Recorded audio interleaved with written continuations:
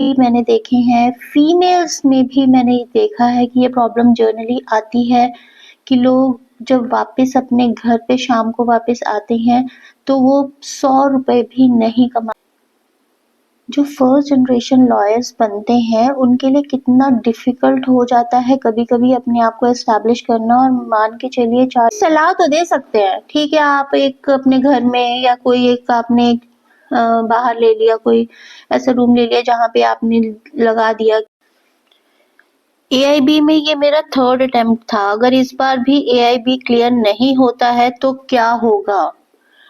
देखो, official answer की एक बार तो बीसीआई की तरफ से आ चुकी है, ऑब्जेक्शन विंडो भी ओपन हो चुकी है और ऑलमोस्ट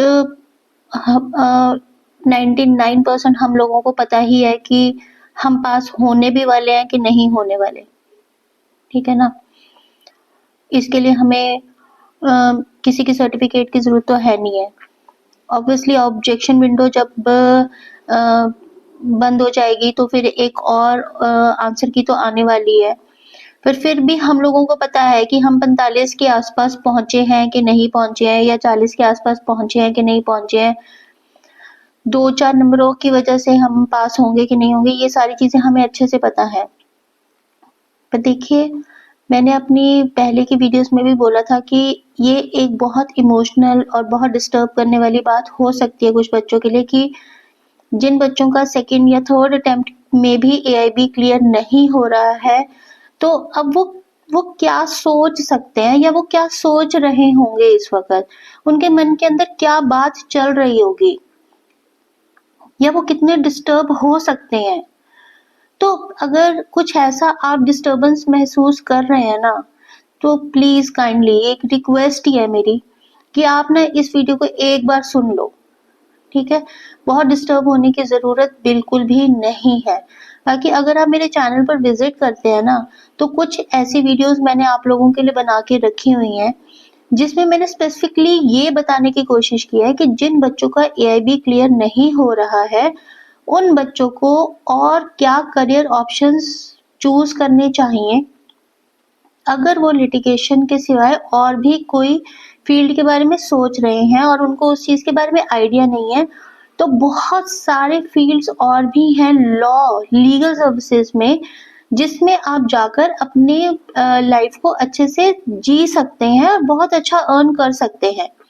पर अगर लिटिगेशन ही आपके एक मोटिव के तौर पर आपने जीवन का एक वो बना रखा है कि भाई मेरा तो सिर्फ लिटिगेशन ही एक उद्देश्य है, मुझे लिटिगेशन ही करनी है at any cost, in that case भाई अगर आपने सेकंड अटेम्प्ट भी दे लिया, थर्ड अटेम्प्ट भी दे लिया, अब आप फोर्थ अटेम्प्ट के लिए एआईबी 20 के लिए अगर आप प्रिपेयर करेंगे, तो भाई देखो, अगर कुछ ऐसा करने वाले हो ना और डिसहार्टन हो रहे हो तो एक बार इस चीज को सुन लो, ठीक है। उसके बाद डिसहार्टन होते रहना अपने आप ही। सुनो, ऑल इंडिया बार एग्जामिनेशन पास करना भारत में एक वकील के तौर पर प्रैक्टिस करने के लिए अनिवार्य है। यदि कोई लॉ स्टूडेंट एआईबी पास नहीं करता तो परिणाम स्वरूप निम्नलिखित हो सकते हैं। देखो, this is a mandatory exam, ये तो आपको देना ही पड़ेगा इन केस आप लिटिगेशन की तरफ मूव ऑन करते हैं तो, ठीक है ना। कोई ऑप्शन है ही नहीं है, you must have your certificate of practice with you unless you will get the COP issued by the Bar Council of India. After you will clear your AIPE. By that time, you will not be able to practice in any court in India. Have you understood that? भैया आपके पास कोई option नहीं होगा, COP तो लेना ही पड़ेगा किसी भी हालत में। And COP stands for certificate of practice. AIB pass करने के बाद ही बार काउंसिल ऑफ इंडिया द्वारा सर्टिफिकेट प्रैक्टिस मिलता है। यह सर्टिफिकेट नहीं मिलने पर आप किसी भी कोर्ट में वकालत नहीं कर सकते, सलाह तक सीमित रहता है। आप कानूनी सलाह दे सकते हैं लेकिन अदालत में मुकदमे की पैरवी नहीं कर सकते। भाई आप देखिए, आप कानूनी सलाह तो दे सकते हैं, ठीक है, आप एक अपने घर में या कोई एक आपने बाहर ले लिया, कोई ऐसा रूम ले लिया जहाँ पे आपने लगा दिया कि मैं एक लॉयर हूँ और लोग आपके पास आ रहे हैं, कोई कानूनी सलाह ले रहे हैं, आप उनको कुछ चार्ज भी कर रहे हैं।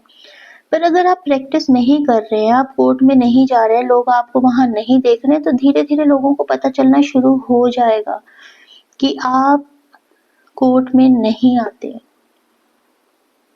और अगर आप कोर्ट में नहीं आ रहे हैं तो लोग आपके पास सलाह लेने के लिए भी कम आएंगे।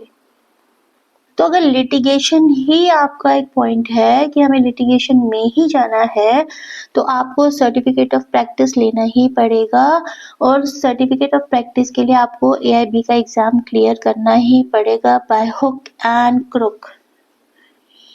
अन्य करियर विकल्प भी हो सकते हैं जिसके लिए मैंने आपको पहले ही बता दिया कि आप मेरे चैनल पर विजिट करिए। कम से कम मैंने 5-7 अलग-अलग वीडियोस बनाई हुई हैं जिसमें आपको कई सारे अलग-अलग करियर ऑप्शंस लीगल सर्विसेज में मैंने डिस्कस किए हुए हैं कि अगर AIB क्लियर नहीं भी होता है तो आप और क्या-क्या काम कर सकते हैं उनके ऊपर विजिट करिए। देखिए फिर भी एक दो छोटी-छोटी बातें बता देती हूँ, जैसे corporate legal adviser, contract management, legal research and policy making, teaching, professor बन जाओ, LLM कर लो, ठीक है ना, LLM करके पढ़ाना शुरू कर दो, कोई AIB नहीं मांग रहा आपका। अभी तक तो ऐसा नहीं है कि प्रोफेसर के लिए आपको AIB मस्ट है, बट फ्यूचर में ऐसा कुछ हो जाए, ऐसा भी कोई वो नहीं है कि शायद ना हो सकता है ये भी मैंडेटरी हो जाए कि अगर आप टीचिंग में भी जाना चाहते हैं you must have your COP with you. AIB exam clear होना चाहिए आपका।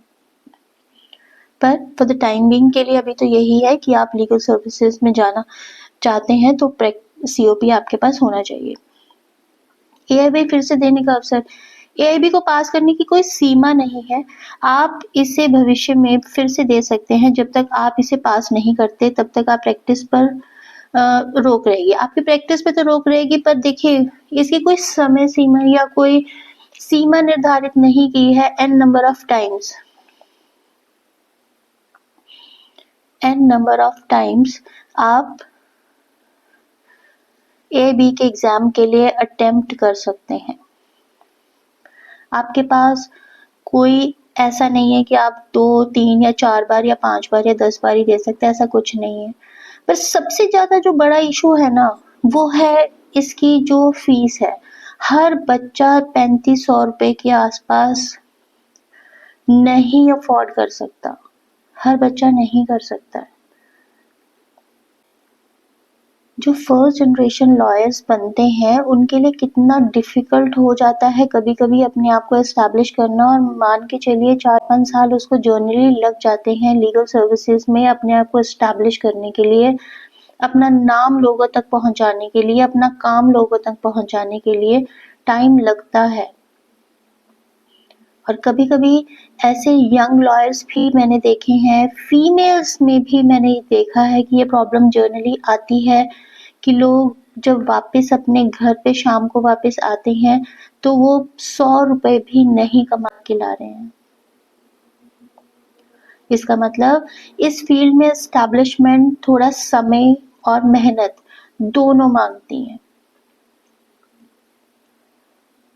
तो सबसे ज्यादा जो दिक्कत आ रही है वो यही है कि अगर आप एक फैमिली के साथ रहते हैं तो फैमिली की जिम्मेवारियां भी आपके ऊपर हैं, और अगर आप घर में कुछ भी नहीं लेकर आ रहे हैं और इधर से AIB का एग्जाम भी क्लियर नहीं हो रहा और आपको बार बार फीस भरनी पड़ रही है, इन दैट केस आपके लिए बहुत हेक्टिक सिचुएशन बन सकती है। बट फिर वही बात मैं आपको रिपीट करूंगी कि अगर तो लिटिगेशन आपका मेन पॉइंट है, उद्देश्य है, आपका मोटिव आपका सिर्फ और सिर्फ लिटिगेशन में जाना है, इन दैट केस आपको AIB क्लियर करना ही पड़ेगा। AIBA आपको क्लियर करना ही पड़ेगा। पर अगर लिटिगेशन आपका मेन पॉइंट नहीं है, मोटिव नहीं है, या आप सोच सकते हैं कि मैं स्विच कर सकता हूँ या कर सकती हूँ, किसी और लीगल सर्विसेज की फील्ड में भी। इन दैट केस मैंने आपको बोला, कुछ चीज़ें मैंने आपको यहाँ पे बताई हैं और बाकी मैं आप मेरी वीडियोस पे जाके एक बार देख सकते हैं। बहुत सारे करियर ऑप्शंस मैंने वहाँ पे डिस्कस किए हुए हैं आपके लिए। डिग्री का महत्व देखिए बरकरार रहता है। कई बच्चों को ये चीज़ थोड़ा डराती है कि कहीं ये तो नहीं कि मैंने 3 अटेम्प्ट दे दिए या 4 अटेम्प्ट दे दिए तो मेरी डिग्री कैंसिल हो जाएगी। नथिंग हैपेंस, ऐसा कुछ भी नहीं होता है। यू आर अ लॉयर, आप एक लॉयर तो बन चुके हैं, ठीक है। आपकी जो LLB की डिग्री है वो आपके pass through out your life रहने वाली है, वो आपसे कोई नहीं ले सकता। वो LLB की degree is with you, but फिर वही बात है कि COP आपको लेना ही पड़ेगा इन केस आप उसको लिटिगेशन में जाते हो, या फिर आपको AIBE क्लियर करना ही पड़ेगा अगर आप लिटिगेशन में जाते हैं तो, ठीक है जी। इसीलिए AIB पास करना जरूरी है, लेकिन यदि आप इसे पास नहीं करते तो अन्य करियर विकल्प पर आगे प्रयास का अवश्य अवसर रहता है। भाई आप अटेम्प्ट देते रहिए, कोई बात नहीं, नेक्स्ट अटेम्प्ट दीजिए अगर नहीं क्लियर हुआ।